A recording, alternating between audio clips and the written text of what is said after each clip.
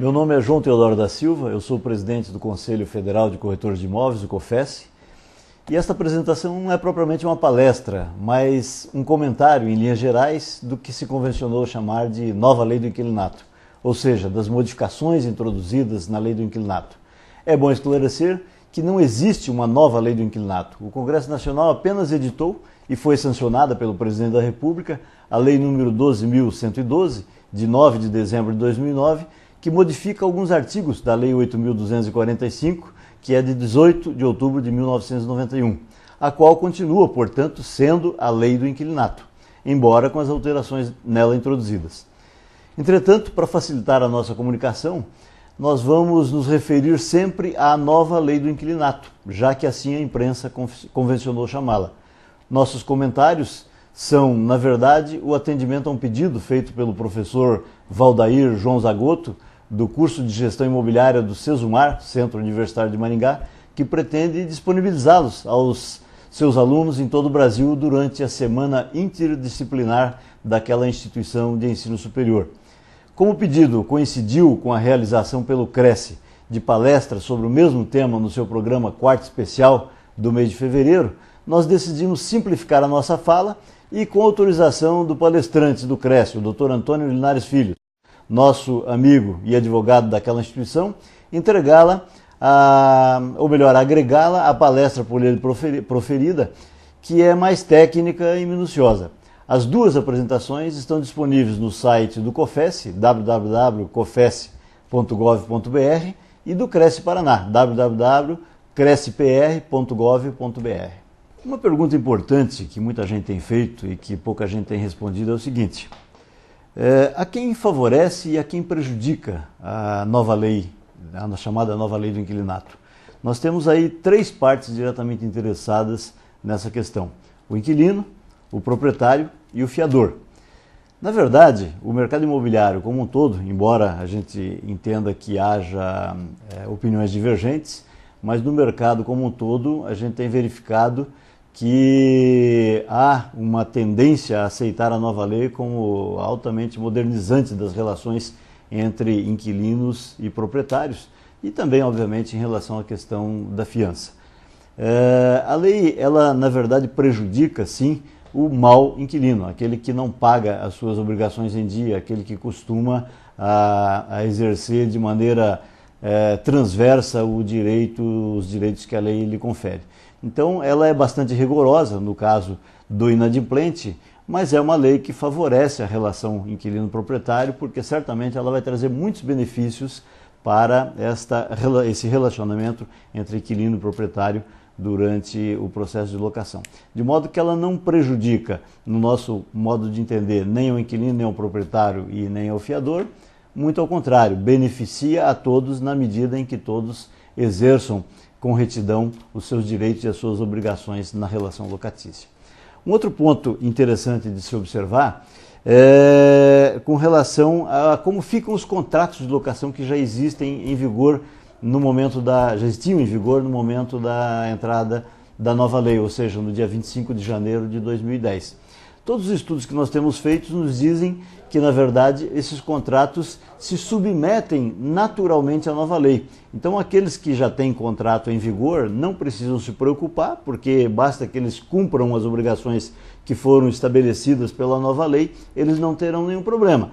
Entretanto, se deixarem de cumprir as suas obrigações contratuais, as suas obrigações locatícias, assumidas durante no contrato, naturalmente, essas pessoas sofrerão as consequências que a nova lei impõe. De modo que os antigos contratos foram recepcionados integralmente pela nova lei.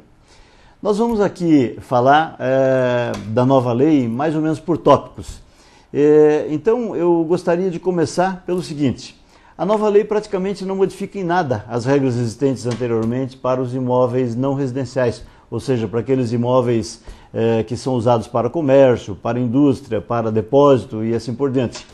Naturalmente, como as regras são genéricas, elas são estabelecidas dentro da lei, modificando artigos que já existiam, na verdade, na Lei 8.245, no que couberem, essas novas regras serão também aplicáveis, obviamente, aos imóveis comerciais.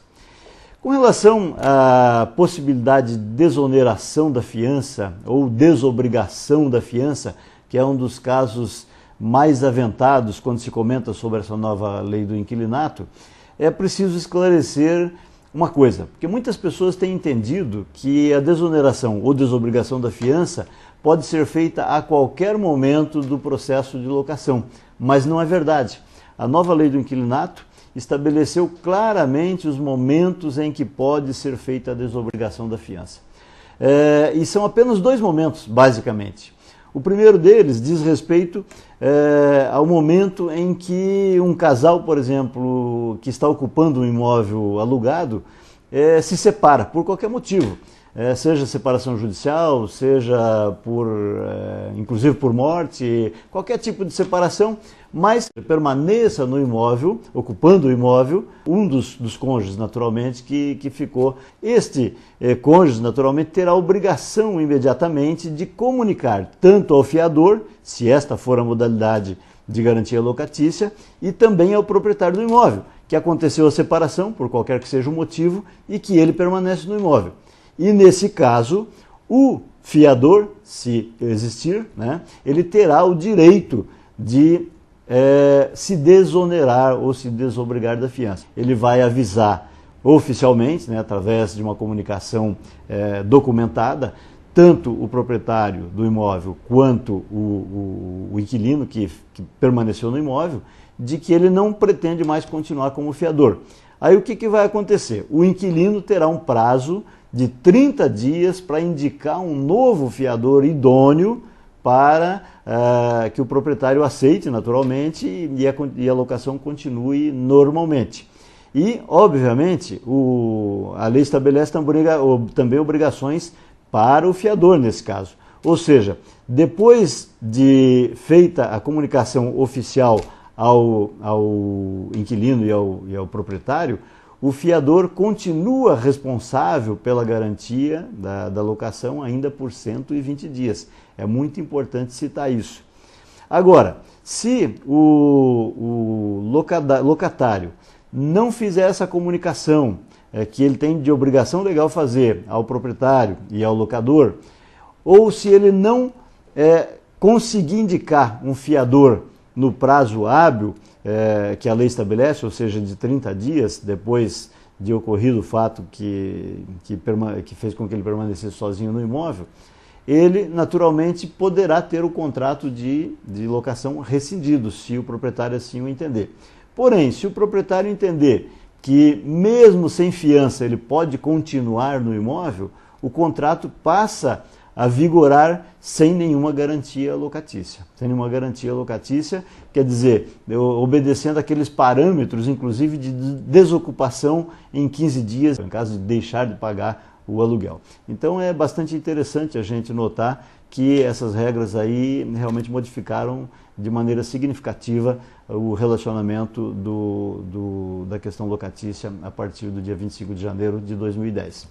Outro ponto importante de se destacar é que o inquilino pode devolver o imóvel durante a contratação. Ou seja, ele tem um contrato de locação por 12 meses, por 24 meses, por 30 meses, não importa. Se ele quiser devolver o imóvel, ele pode devolvê-lo sem qualquer problema, desde que pague a multa proporcionalmente ao tempo restante do contrato. Antigamente, essa disposição não existia na lei, embora ela fosse uma disposição que o próprio judiciário entendia como válida. Só que havia muita discussão em cima disso. A nova lei, ela estabelece claramente que se o inquilino quiser desocupar o imóvel, ele tem a obrigação de pagar essa multa contratual em função do restante, proporcionalmente ao restante do contrato. Agora, na questão da desocupação, obviamente permanecem aquelas regrinhas anteriores. O inquilino pode desocupar o imóvel sem pagar essa multa? Pode. Em que condições? No caso em que ele tenha o seu contrato de trabalho, por exemplo, transferido de uma cidade para outra, ele pode fazer isso sem qualquer problema, mas ele tem naturalmente que comunicar com antecedência o proprietário, com antecedência de 30 dias. Caso contrário, ele tem que pagar no mínimo esses 30 dias de aluguel, mesmo que tenha desocupado.